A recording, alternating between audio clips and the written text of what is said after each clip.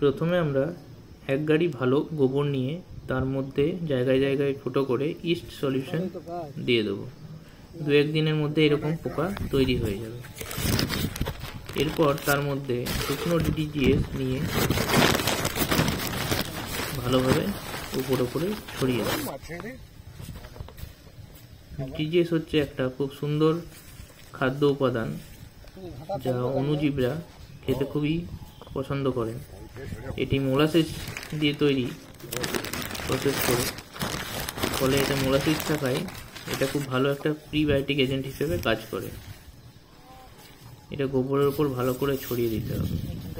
এরপর আগের থেকে তৈরি করে রাখা প্রোবায়োটিক সলিউশনটা গোটা গোবরের উপর ভালোভাবে ছড়িয়ে দেব। এটা 12 থেকে 16 ঘন্টা ডিওআরবি ফার্মেন্ট করে অলরেডি রাখা হয়েছিল, সেইটা অন্য একটা পাত্রে আমি নিয়ে এসেছি এবং দেখতেই পাচ্ছেন যে এখানে গোবরটার মধ্যে ভালোভাবে মেশানো হচ্ছে। এর কাজ হচ্ছে গোবরটাকে খুব দ্রুত ডিকম্পোজ করে সারে পরিণত করা।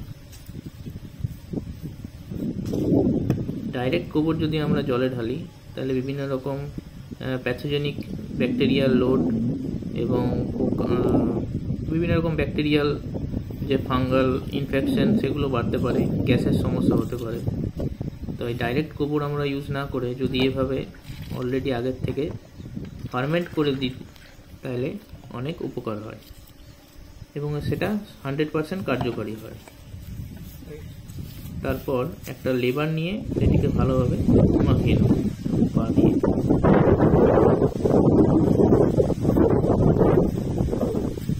এর ফলে দ্রুত এটা 72 ঘন্টার মধ্যে এটা পুকুরে ঢালার উপযোগী হয়ে যাবে এবং দেখবেন যে পুকুরে ঢালা মাত্র পুকুরে কোনো রকম গ্যাসও হচ্ছে না, অথচ মাছ খুব সুন্দরভাবে এটিকে খাদ্য উপাদান হিসেবে গ্রহণ করছে।